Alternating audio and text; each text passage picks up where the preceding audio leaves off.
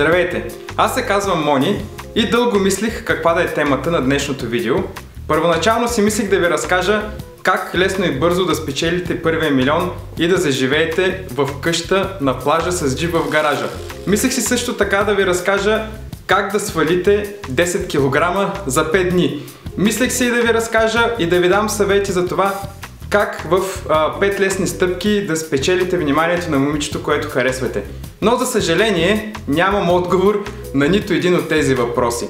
Затова реших темата за днешното видео да бъде посветена на една по-достъпна тема.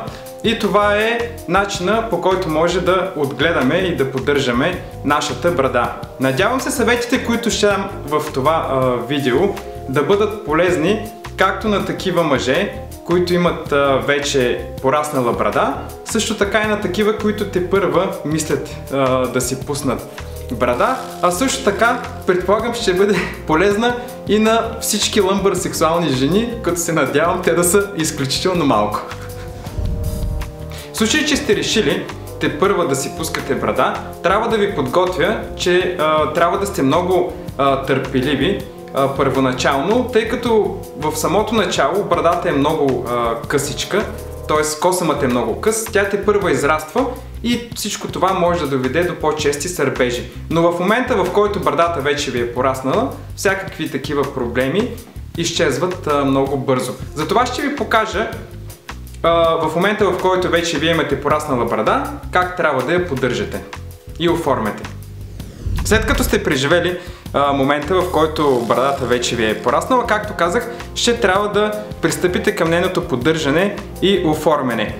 Първо, най-важното е брадата да се постригва и оформя, може би веднъж месечно, професионален браснар, а пък вече на няколко седмици, в моментите, в които усетите, че имате нужда да премахнете някой стърчащ косъм или да й придадете по-правилна форма, това може да го направите сами, с наличието на ножица. Начинът, по който аз го правя е, след като съм взел душ и съм подсушил добре брадата си, започвам да я разрошвам така, че да мога да видя къде точно има стърчащи косми.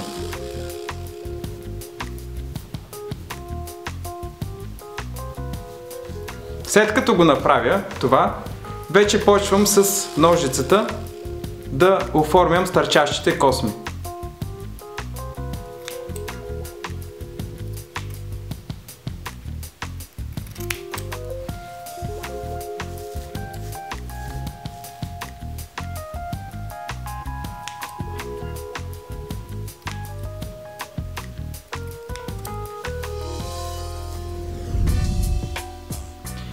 С електрическа машинка Браун изтънявам окосмената част в областта на шията. Това е областта, в която се получават най-много сърбежи. След това с тримера много внимателно и нежно премахвам космите, които са в най-горната част на брадата, на бузата, както и внимателно и нежно правя триминг на мустака.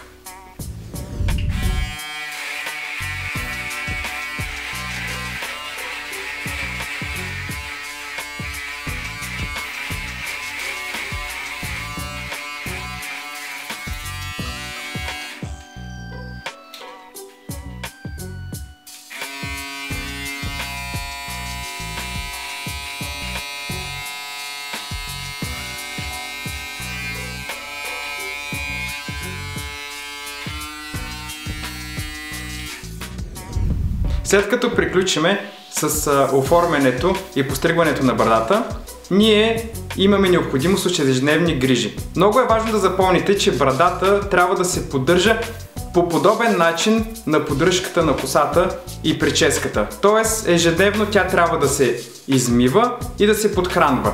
Това, което аз правя всеки ден е, след измиване на брадата ми, което се случва по време на вземането ми на душ, подсушавам много внимателно и добре брадата и пристъпвам към нейното стилизиране и подхранване. Как се случва това?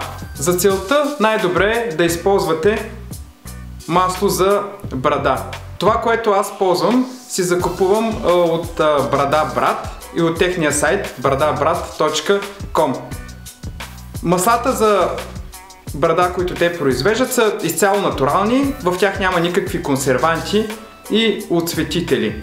Те са подходящи както за подхранване на косъма, за неговото омекотяване, също така и за подхранване на кожата, която се намира под брадата.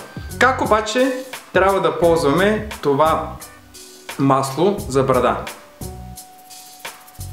С капкомера вземаме няколко капки от шишенцето,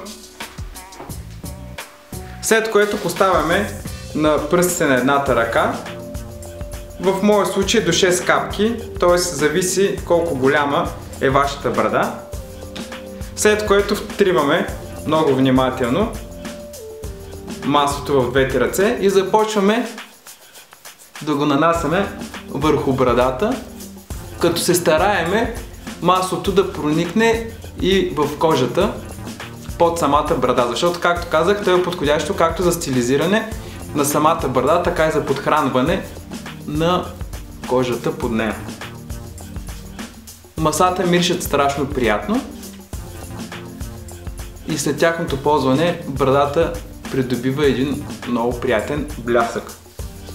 След като внимателно сме нанесли навсякъде по цялата брада маслото, тогава пристъпваме към нейното сресване, като започваме сресването посока отгоре надолу.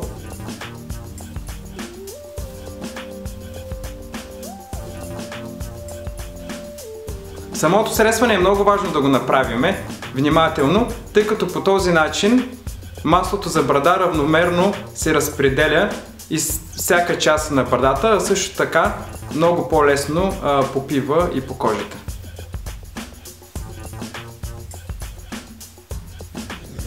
Надявам се видеото да ви е било интересно.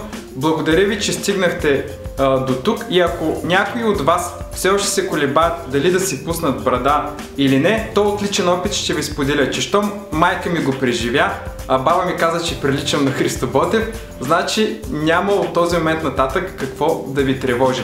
Ако за бъдеще имате някакви въпроси или искате да получите някакъв съвет, който все още не съм го споделял с вас, можете да оставите вашите коментари под видеото в YouTube канала.